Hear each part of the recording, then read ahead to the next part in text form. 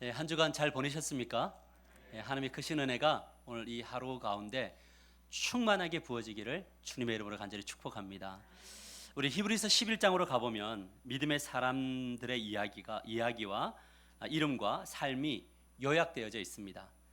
우리는 그들을 뭐라고 부르냐면 믿음의 조상들이라고 부릅니다. 근데 이 나오는 모든 분들의 특징이 뭐냐면, 공통점이 뭐냐면 하나님을 기쁘시게 하는 믿음을 가졌다라는 겁니다. 이 자리에 있는 분들 중에는 믿음이 있지만 하나님을 기쁘시게 하는 삶을 살지 않는 분들도 있을 거예요. 근데 어떤 이들은 하나님이 기뻐하시는 믿음을 가지려고 노력하고 갈망하고 그렇게 사는 분들이 있습니다. 그렇다면 이 하나님을 기쁘시게 하는 믿음을 가졌는데 결과가 무엇이었을까? 믿음의 결과가 무엇이었을까? 여러분, 우리가 가시적으로만 보면요, 영적으로 보지 않고 이 표면적으로만 본다면 예측 불허의 삶과 만났다는 겁니다. 미리 헤아려 짐작할 수 없고 허용되지 않는 것과 만났다는 거죠. 믿음은 하나님을 기쁘시게 하는 믿음을 가져도 모든 사람들에게 똑같은 결과를 하나님이 허락하시지 않는다라는 것이 성경의 이야기입니다. 아벨은 믿음으로 온전한 예배를 드렸는데, 그리고 하나님이 의롭다라고 평가해 주셨는데 형에게 돌에 맞아서 죽습니다. 예측 불허죠.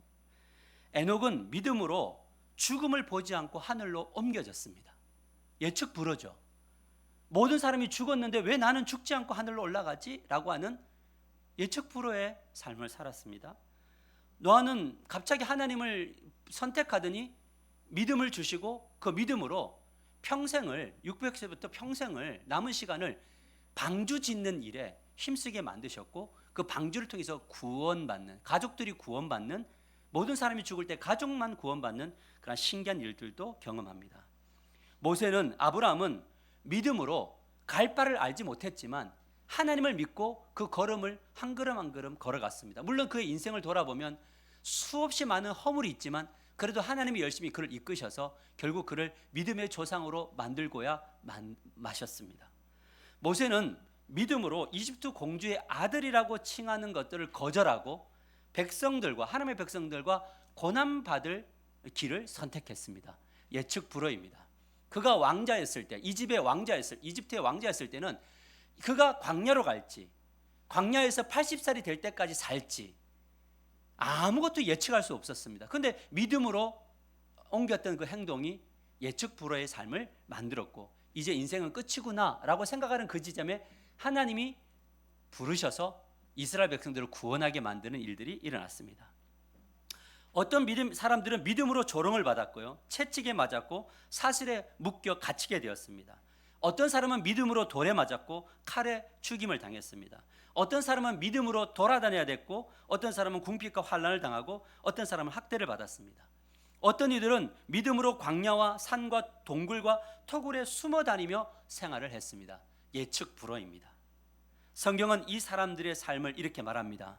히브리서 11장 39절에 뭐라고 말하냐면, 이 사람들은 모두 믿음으로 여러 가지 증거를 받았지만, 이 여러 가지 증거라는 건 뭐냐면 하나님께 인정을 받았지만 약속된 것을 받지 못하였습니다. 이렇게 이야기해요.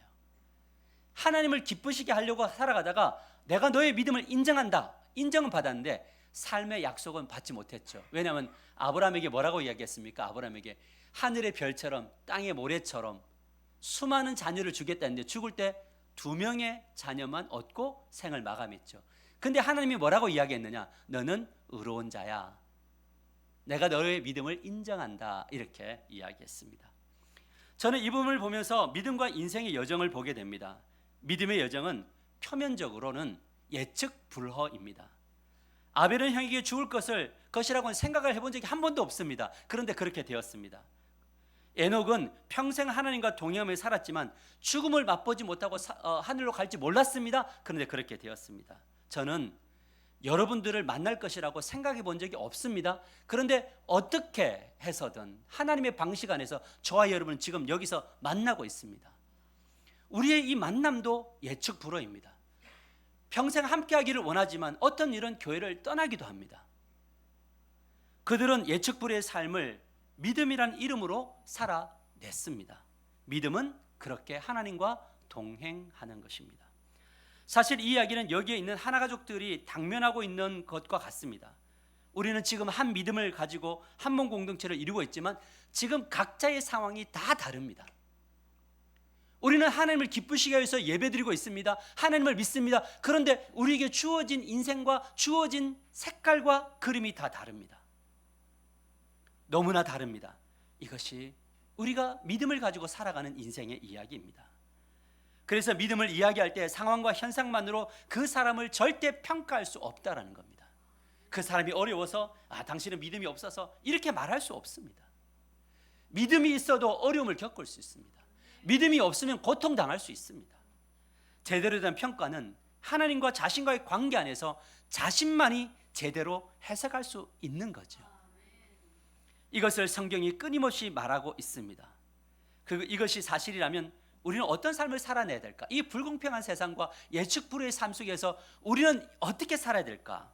이 부분을 T.C. 해리슨 워런이 그의 책 제목에서 이렇게 말하고 있습니다.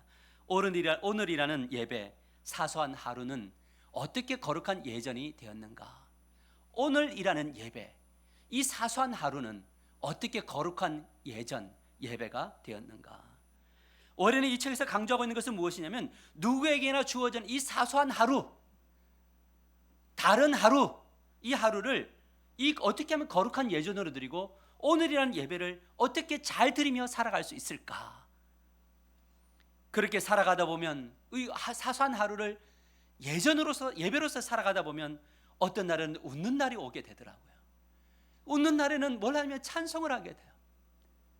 웃을 날에는 찬송하게 되고, 근데 어떤 날에는 힘든 날이 찾아오기도 해요.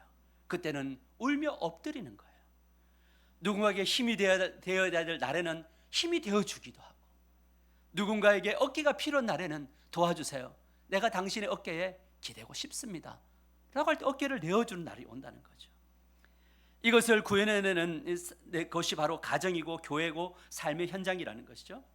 이런 것을 자연스럽게 받아들이며 사는 것이 오늘의 예배, 사소한 예배를 살아가는 것이다 라는 거죠. 하지만 사단은 우리에게 주어진 이 하루를, 이 사소하고 복잡하고 무서운 이 하루를 본능에 충실하면서 살아가라 이렇게 말합니다. 기계처럼 살아라 이렇게 이야기해요. 그렇게 살다 보면 늘 하던 일, 지루하고 하찮아서 나 스스로 아무런 의미를 찾지 못하는 순간들과 마주하게 돼요. 직장을 가는데 그냥 가는 거죠. 이 직장의 의미를 발견하지 못해요. 여러분, 그러나 삶의 의미를 찾을 생각조차 하지 못할 정도로 반복되는 날들이 이루어지면 타성에 적게 되어지고, 심각한 경우에는 일상의 모든 날들을 잊어버리고 기억 속에 지워버려요. 그러다 보면 어떤 날까지 지워지느냐? 하나님이 나에게 행하셨던 은혜의 날들, 복된 날들도 다 지워버리고 그냥 타성에 절어서 우울하게 힘들게 낭망 속에서 살아가는 패배적인 그런 그리스도인이 되어진다라는 거죠. 그래서 어떤 이들은 삶을 포기해버려요. 스스로 포기하기도 하고 그냥 될 대로 돼버려라 하기도 합니다. 그런 의미에서 우리가 사는 하루는 일상의 영성 전투잖아요. 일상 영성 전투의 현장이다라는 거예요. 우리는 그 한가운데 서 있습니다. 어떻게 해야 이 일상, 즉 오늘의 전쟁터를 사단과 싸워서 이길까? 오늘 이 하루를 어떻게 이겨먹을까? 그것은 매일매일 하나님과 통하는 삶을 살 때마다, 순간순간 하나님과 통할 때마다 전쟁에서 승리할 수 있다는 사실을 믿으시기를 바랍니다. 오늘 이 부분을 배워보려고 합니다. 그래서 오늘 말씀의 제목이 무엇이냐면 하나님과 통하는 사람들의 영적 전쟁, 일상의 전쟁으로 정했습니다. 따라합시다. 일상의 전쟁에서 승리하게 하소서. 다시 한 번 더, 일상의 전쟁에서 승리하게 하소서. 이 로마서 12장 1절을 우리 잘 아는 말씀이지만 크게 한번 읽겠습니다. 시작. 그러므로 형제들아, 내가 하나님의 모든 자비하심으로 너희를 권하노니 너희 몸을 하나님이 기뻐하시는 거룩한 산 제물로 드리라. 이는 너희가 드릴 영적 예배니라. 바울은 이 구절에서 하나님께 우리의 몸, 이 바디스, 우리의 눈, 우리의 코, 우리의 손, 우리의 발, 우리 안에 있는 이 오장육부를 하나님이 기뻐 받으시는 산 제물로, 희생 제물로 드릴 것을 강조하고 있습니다. 이것이 바로 뭐냐면 영적 예배래요. 근데 이 영어 성경을 보니까 뭐냐면 spiritual act of worship이라고 되어 있어요. 그러니까 뭐냐면 예배의 영적인 행위, 우리의 행위가, 이 몸이 가는 모든 행위가 뭐냐면 예배가 된다, 이렇게 말하고 있습니다. 눈으로 예배하고, 입술로 예배하고, 이 혀로 예배하고, 우리의 손과 발로 예배하는, 이것이 일상의 예배다, 이렇게 말합니다. 그 다음에 예배의 영적 행위란 어떤 것인가? 몸이 머무는 곳, 어디가 있어요? 가정, 교회, 그리고 뭐냐면 삶의 영역에서 하나님이 기뻐하시는 예배를 이 몸으로 드려야 된다는 겁니다. 여러분, 이 시간 한번 생각해 보십시오. 여러분이 몸이 머무는 가정은 예배하는 곳인가요? 여러분이 몸이 머무는 그 가정이, 여러분의 가정이 영적인 예배가 드려지고 있나요?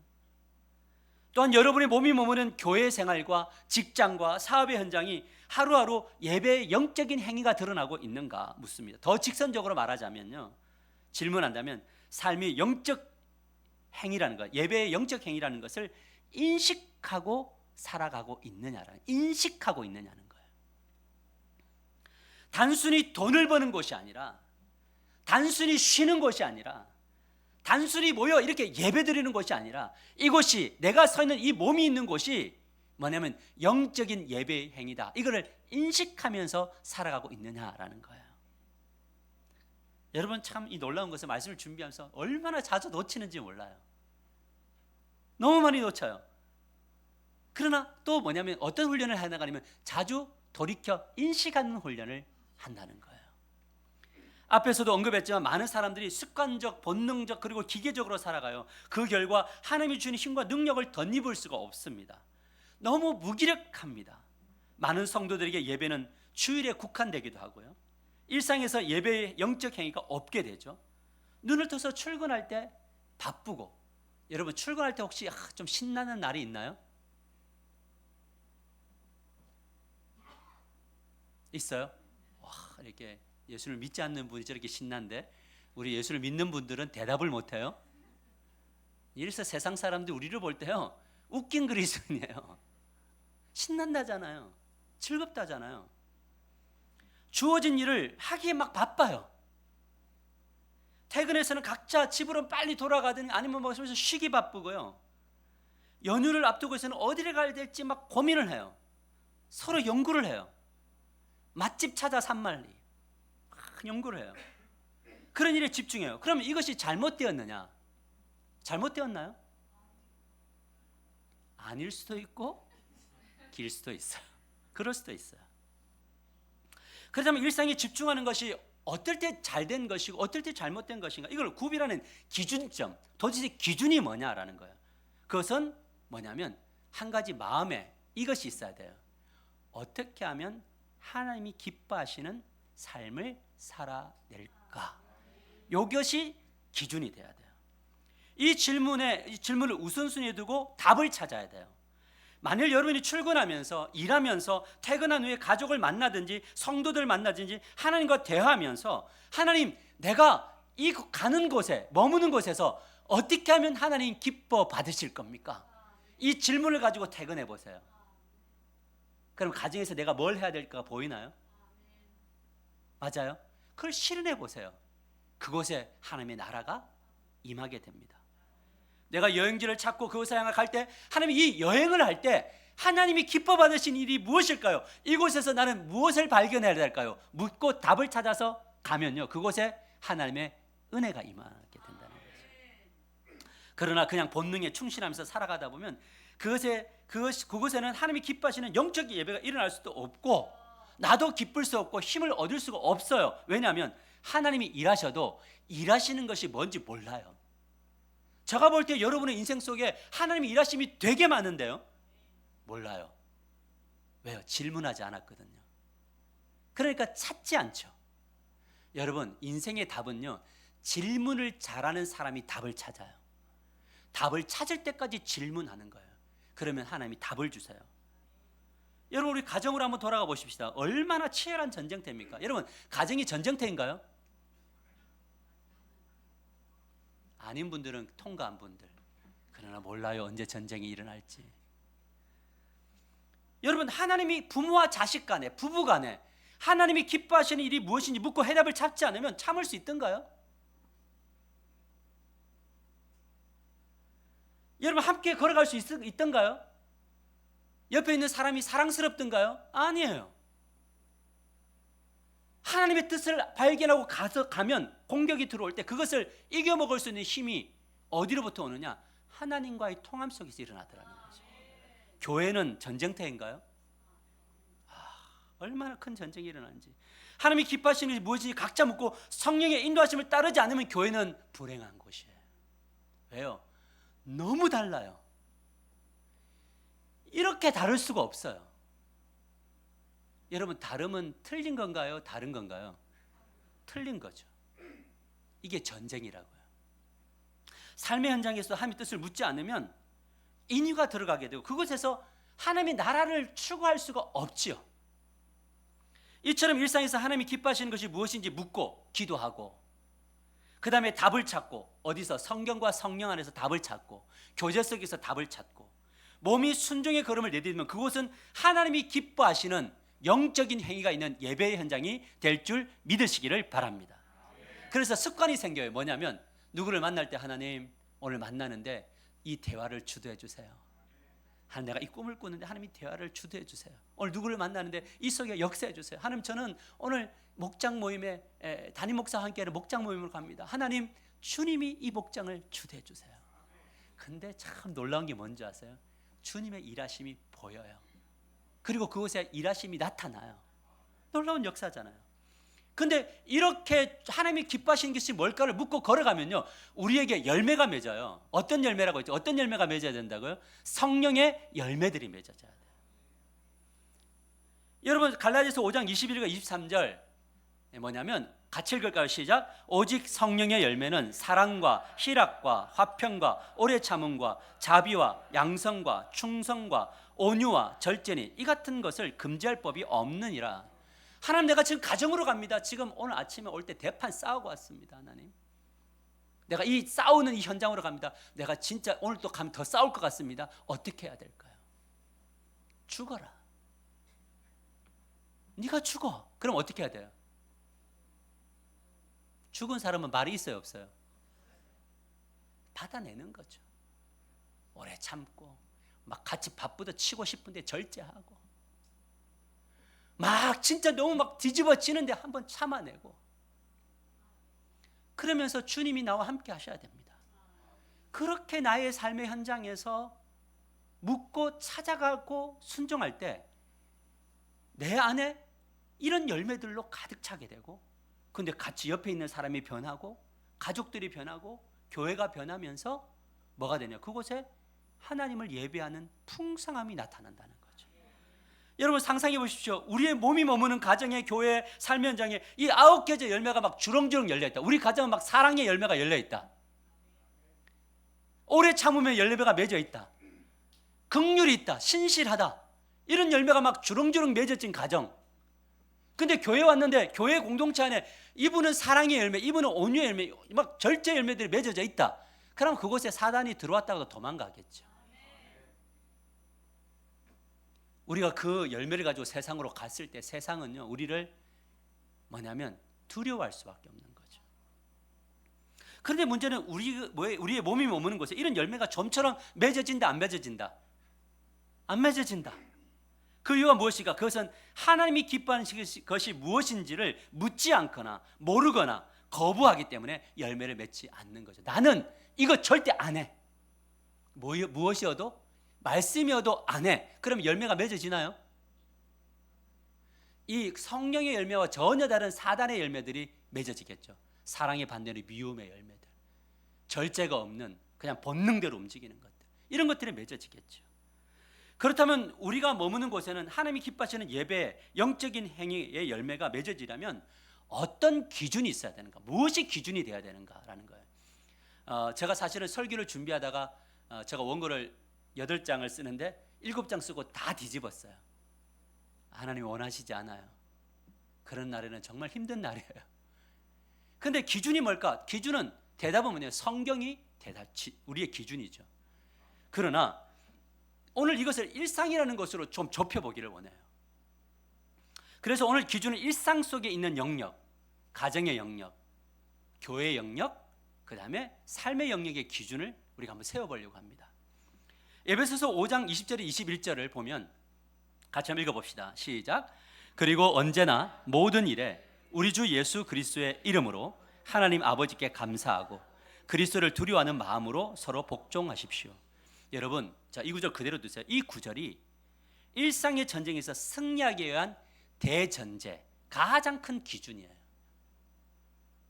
여러분, 첫 번째 대전제가 무엇이냐? 20절에 이렇게 말합니다. 언제나 모든 일에 우리 주 예수 그리스도의 이름으로 하나님 아버지께 감사하는 삶을 살아라. 언제나 모든 일에 우리 주 예수 그리스도의 이름으로 하나님 아버지께 감사하는 삶을 살아라. 지금 힘들어요. 하나님 너무 힘들어요. 그러나 이 힘든 상황을 해결하실 것을 믿고 감사합니다. 주님, 제가 지금 무너져 있습니다. 그러나 이 무너짐을 이대로 두지 않으시고 다시 일으키셔서 당신이 기뻐하시는 삶을 살게 하실 줄 믿고 감사합니다. 모든 것들을 이루실 것을 믿고 만인 감사하는 이 전제, 여러분 생활 숙제입니다. 한 주간 살아가면서 뭐든지 감사하시로 마음은 감사 안 해도 입술은 감사하시기를 축복합니다. 느낌과 감정에 속지 말라 그랬죠. 진리를 붙들고 감사를 선포하세요. 그러면 우리의 영이 감사하는 영으로, 기뻐하는 영으로 변화될 줄 믿으시기를 바랍니다. 두 번째 전제는 무엇이냐면요, 이거예요. 뭐냐면 그리스도를 두려워하는 마음으로 서로 뭐라고요? 복종하는 것이다. 따라서 서로 복종하게 하소서. 이 복종이라는 단어가 서브밋이라는 단어를 쓰는데, 이 서브는 아래로 내려가다예요. 누가 내려가야 돼요? 네가 내려가야 돼요? 내가 내려가야 돼요?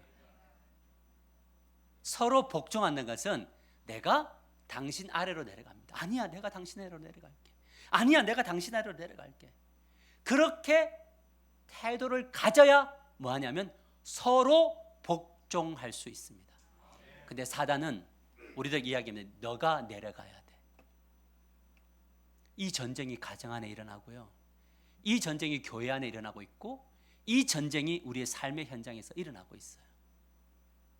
사단은 끊임없이 모든 사람을 내 발 아래 두려고 합니다. 그런데 하나님의 영이신 성령은 너가 그 아래로 내려가야 한다. 이게 바로 서로 복종하는 거죠.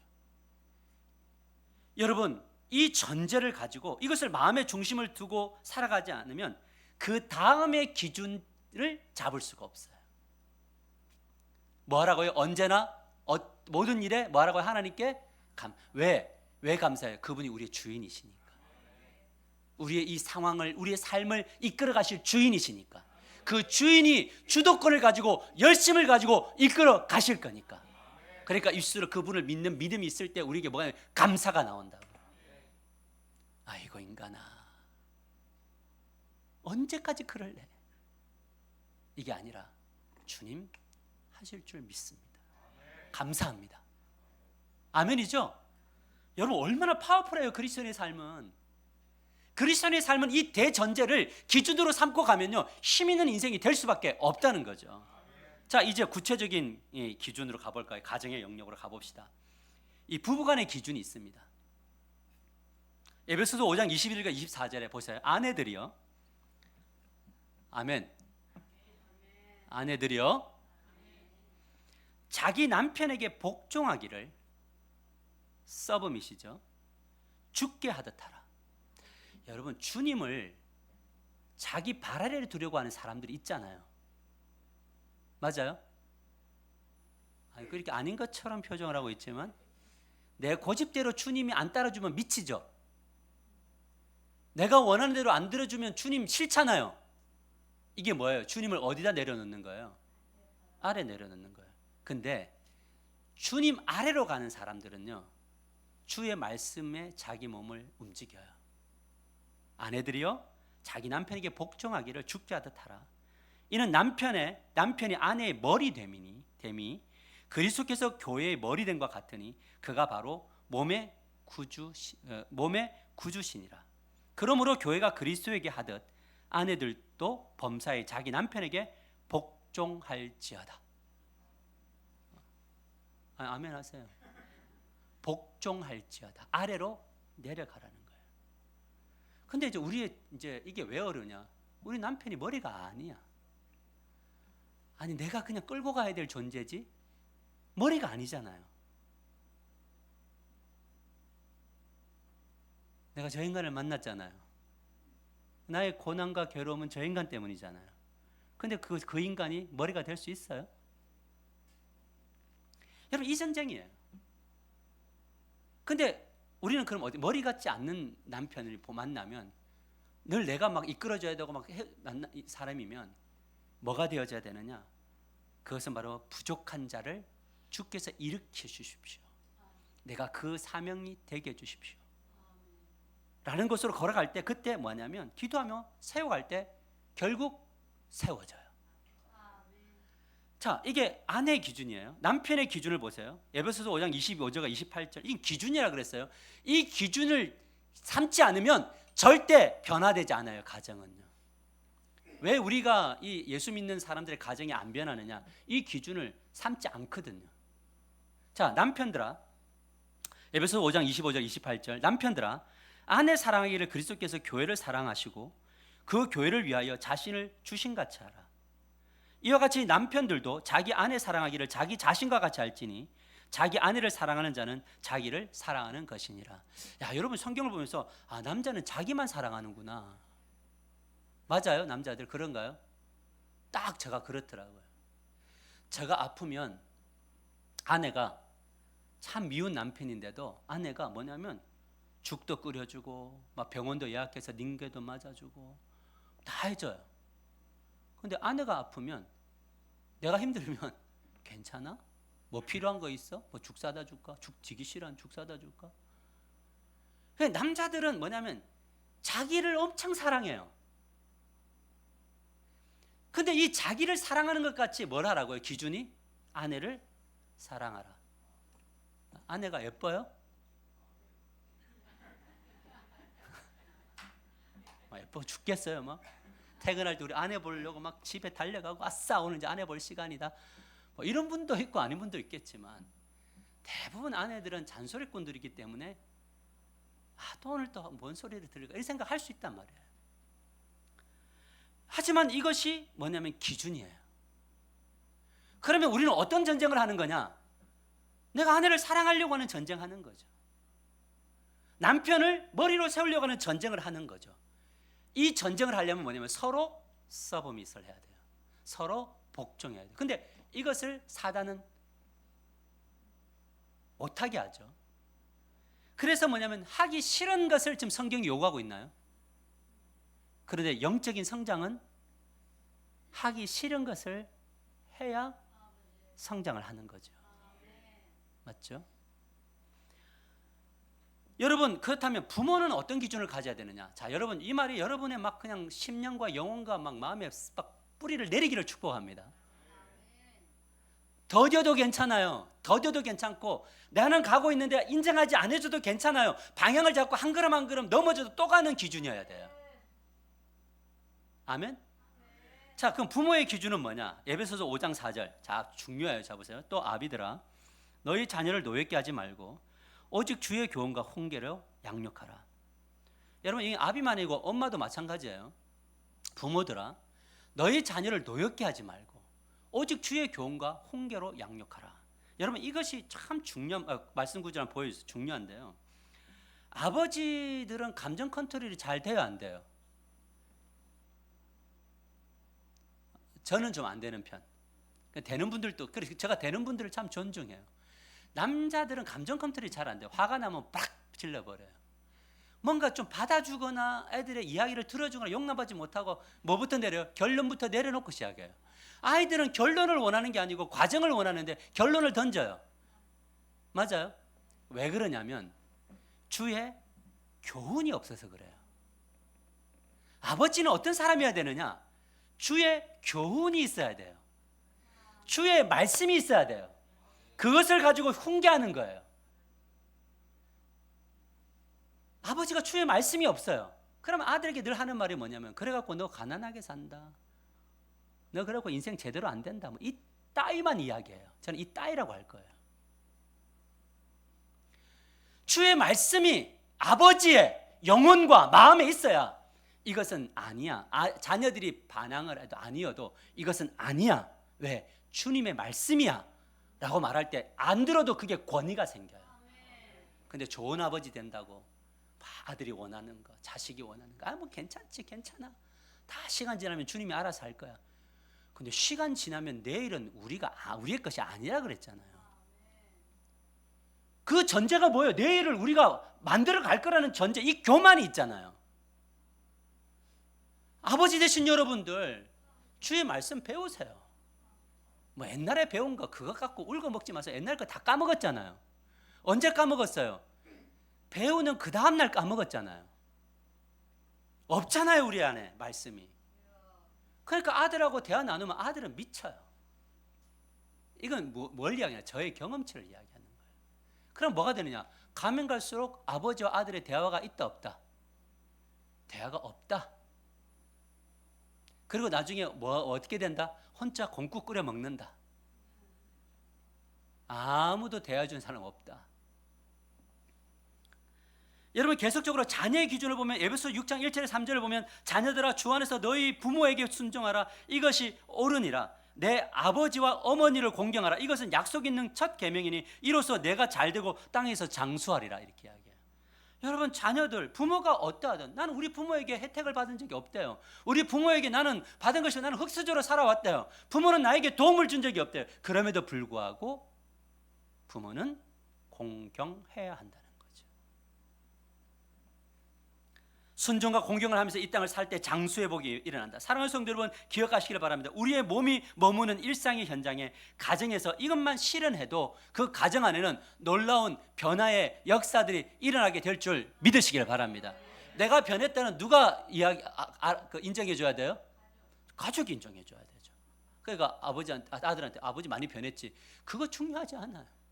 아들이 아버지에게 볼 때 아버지 참 많이 변했어. 엄마가 참 많이 변했어. 당신 되게 많이 변했어. 이야기를 그 상대방이 해줘야지만이 그것이 점수예요. 할렐루야. 우리의 가정의 점수표는 몇 점? 100점이에요. 누가 그랬어요? 100점. 할렐루야. 사실인지 교만인지는 주님과의 관계 속에서 찾기를 바랍니다. 이번에 삶의 현장으로 가볼까요? 자, 직원들의 기준. 자, 직원들의 기준이에요. 에베소 6장 5절에 7절 종들아. 이거를 이제 그 시대는 종이 있었죠. 노예가 있었지만 이거를 오늘 시대 가면 직원으로 개념을 바꿔보십시다. 직원들아 두려워하고 떨며 성실한 마음으로 육체의 상전에게 순종하기를 그리스도께 하듯 하라. 눈가림만 하여 사람을 기쁘게 하는 자처럼 하지 말고 그리스도의 종처럼 마음으로 하나님의 뜻을 행하고 기쁜 마음으로 섬기기를 주께 하듯 하고 사람들에게 하듯 하지 말라. 이렇게 이야기해요. 회사에서 누가 월급을 주느냐? 누가 월급을 주죠? 우리 배웠잖아요. 누가 월급을 줘요? 사장님이 주나요? 아니죠. 직원이 주죠. 직원이 열심히 일을 해서 돈이 쌓이면 그 월급이 이렇게 오고 인센티브가 오는 거죠.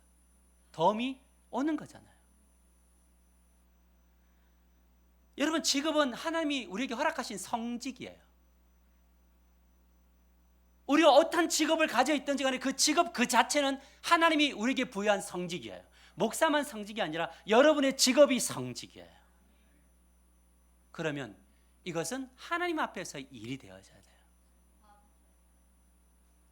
그래서 죽게 하듯 하라라는 거예요. 그런데 그 직장을 하나님이 옮겨야 되는 마음과 여러 가지 마음을 줄 때는 뭐냐면 끝까지 최선을 다하며 준비했다가 이직을 하는 거죠. 그것이 중요해요. 그러면 사장은 어떤 기준을 가져야 되느냐? 오너들은 성경은 참 멋지죠. 기준이에요. 에베소서 6장 9절을 보면 상전들아, 오너죠. 너희도 그들에게 이와 같이 하고 위협을 그치라. 이는 그들과 너희의 상전이 하늘에 계시고 그에게는 사람을 외모로 취하는 일이 없는 줄을 너희가 알미라. 자, 사장 위의 사장은 누구예요? 하나님이시죠. 여러분 세상 사장은 사장 위에 있어요 없어요? 없죠. 회장이 있을 수 있으면 회장이 있어요 없어요? 없죠. 그런데 그리스도인들의 오너는, 그리스도인들의 사업은 오너가 누구냐면 하나님이시죠. 그럼 뭘 해야 돼요? 하나님, 이 회사를 어떻게 경영해야 합니까? 이 사람을 잘라야 됩니까? 데리고 가야 합니까? 이걸 물어야죠. 왜요? 때로는 잘라야 되는 이유가 뭐냐면 이 한 사람, 이 사람들 때문에 전체가 다 죽을 수 있잖아요. 그럴 때는 과감한 결단이 필요해요. 그게 사랑이고 그게 판단력이에요. 이해되세요? 이해되세요? 왜? 그거 허가를 누구에게 받는다? 하나님께 받는 거예요. 그러면 뭐냐면 때로는 아플 때도 있고, 그래서 또 회복이 되면 또 다시 채워서 가서 그 가정들을 세워가는 것이 하나님 나라죠. 이것이 기준이에요. 그러므로 하나님이 기뻐하시는 일이 무엇인지 묻고 따르는 삶을 살아야 됩니다. 그래야지만이 그곳의 일상의 현장에서, 전쟁에서 승리할 수 있다라는 거죠. 아멘인가요? 이거 하기 싫어요? 하고 싶은 거예요? 네, 하기 싫어요. 그런데 각자의 분량 안에서 여러분들은 또 하나님의 테스트를 통과하면서 걸어가셔야 합니다. 그렇다면 교회의 기준, 마지막으로 교회의 기준은 무엇인가? 디모데전서 5장을 보면 이렇게 말합니다. 1절에서 3절, 17절과 18절을 보면 이렇게 말합니다. 늙은이를 꾸짖지 말고 권하되 아버지에게 하듯 하며. 늙었으니까 교회에 필요가 없다가 아니라 늙은이가 교회를 갈 때 우리 아버지처럼, 우리 어머니처럼 대하는 교회가 돼야 되고, 젊은이에게는 형제를 대하듯 하는 거죠. 늙은 여자에게는 어머니에게 하듯 하며, 젊은 여자에게는 온전히 깨끗함으로 자매에게 하듯 하라. 참 과부인 과부를 존대하라. 어떻게 주님 앞에 잘 살다가 남편을 먼저 보낸 이들이나 아내를 먼저 보낸 이들을 뭐냐면 존대하라. 여러분, 이 시대는요, 남편이 먼저 가는 것, 아내가 먼저 가는 것, 이것을 뭐냐면 저주의 개념으로 봤는데, 그래서 무시했다고요. 근데 교회는 뭐냐면 존대하는 거죠. 혹 설령 가정 교회 안에 살아가다가 헤어지는 경우도 있을 때도 그런 사람들을 뭐 하는가 하면 존대할 줄 아는 우리 하나교회가 되기를 주님의 이름으로 간절히 축복합니다. 그 다음에 뭐냐면 잘 다스리는 장로들을, 목사를, 또 우리 장로님들을 배나 존경할 자로 알되 말씀과 가르침에 수고하는 이들에게는 더욱 그리 할지니라. 여러분들이 목회자를 대할 때 배나 존경하는 분으로 섬기셔야 합니다. 그래야지만이 여러분들에게 복이 임하고 여러분들에게 은혜가 임하는 거죠. 성경에 이르시되 곡식을 밟아 떠는 소의 입에 망을 씌우지 말라 하였고, 또 일꾼이 그 싹을 받는 것은 마땅하였느니라. 이런 것들도 뭐냐면 마땅한 진리적 측면 안에서 이루어지는 것이어야 한다.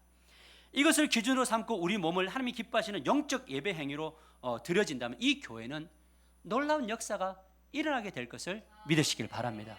하나의 교회가 어떤 교회냐? 그곳에는 가면 나이든 이들은 젊은이든지 목회자든지 성도든지 서로가 존중하고 서로가 복종하는 그런 교회다 라고 할 때 그것에 놀라운 역사가 나타나는 거죠. 요즘에 이 교회 안으로 들어가 보면 너무 무례함이 판을 치고 있어요. 너무 무례해요. 질서가 다 무너져요. 그러니 뭐냐? 질서가 무너진 곳은 끝이에요. 그래서 여러분들 마음 안에 이 존중함에 대한 마음들이 일어나기를 기도하셔야 돼요. 그래야지만이 말씀이 은혜가 돼요. 우리가 함께 힘을 내서 걸어갈 수가 있어요. 이것이 중요하다라는 겁니다. 그래서 이렇게 월요일부터 토요일까지 일상의 전쟁에서 승리하고 돌아오는 이 주일의 일상은 굉장히 파워풀하고 힘이 있는 이 주일이 될 줄 믿으시길 바랍니다. 다시 또 힘을 얻어서 연약한 자들이 함께 힘을 얻어서 다시 월요일부터 토요일까지 나아갈 때 그 월요일부터 토요일의 현장에 일상의 행위들이 예배가 되는 놀라운 역사가 일어날 줄 믿습니다. 말씀을 맺으려고 합니다. 우리는 우리의 몸이 머무는 곳, 개인과 가정과 교회 그리고 삶의 현장에서 예측 불허한 일상과 또 만나게 될 겁니다. 우리가 지금 살아가는 일주일은 때로는 순탄한 길이 있을 것이고 또 예측 불허한 일들이 일어날 수도 있을 겁니다. 그리고 그것에 우리는 영적인 전쟁을 치러야 합니다. 그러나 우리가 사단에게 자주 패할 수 있습니다. 그러나 여러분, 우리는 오라 공고한 자고 누가 죄와 사망이 보여 나를 건져낼 것인가를 또 고백하면서 올 겁니다. 그러나 여러분, 두려워하지 마십시오. 왜냐하면 우리가 오늘 이 말씀을 기준으로 삼고 삶의 현장에서 하나님과 동행하면 목자 되시는 예수님이, 목자 되시는 하나님이 우리를 쉴만한 물가로 인도하실 것이고, 우리를 푸른 초장으로 인도하실 것이고, 우리를 사망의 음침한 골짜기를 다니자 해를 두려워하지 않게 하실 것이고, 우리의 원수의 목전에서 상을 베풀어 주실 것이며, 우리의 기름을 바르시고 잔을 넘치게 하실 그 하나님이 우리 가운데 있음을 믿으시길 바랍니다. 내 평생의 선하심과 인자하심이 나를 따를 것인데, 그래서 내가 여호와의 집에 거하는 거죠. 여호와의 집은 이곳만이 아니라 내가 서 있는 가정도 여호와의 집이 되어야 하고, 우리 교회도 여호와의 집이 되어야 되고, 일상에서 직장도 여호와의 집이 되어야 되고, 여호와의 집에서 우리는 누구를 만난다? 하나님과 함께 동행하고 만나는 역사가 일어나게 되기를 축복합니다. 이것을 위해서 우리가 어떤 전제를 대전제로 삼아야 된다고요? 빌립보서 3장 17절과 18절 크게 읽읍시다. 시작. 그리고 언제나 모든 일에 우리 주 예수 그리스도의 이름으로 하나님께 아버지께 감사하고 그리스도를 두려워하는 마음으로 서로 복종하십시오. 이 구절이 여러분의 한 주간 동안 계속적으로 떠오르게 되고, 가정, 교회, 삶의 현장에서 기준이 세워져서 여러분의 삶의 현장이 승리 현장이 되기를 축복합니다. 우리 생활 숙제 한번 읽읍시다. 시작. 일상이 전쟁터라는 사실을 인식하라. 두 번째, 우리의 몸이 거한 곳, 가정, 교회, 그리고 삶의 현장이 하나님이 기뻐하시는 꿈을 품으라. 세 번째, 하나님의 말씀을 기준으로 삼고 순종하라. 그곳에 성령의 열매 가득한 현장이 되게 하라. 이것을 가지고 한 주간 동안 기도하시는 여러분들 되시고 승리하시는 여러분들 되시기를 주님의 이름으로 간절히 축복합니다. 우리 다 같이 손을 들어서 주여 부르시고 통성으로 기도하며 걸어갈 때에 주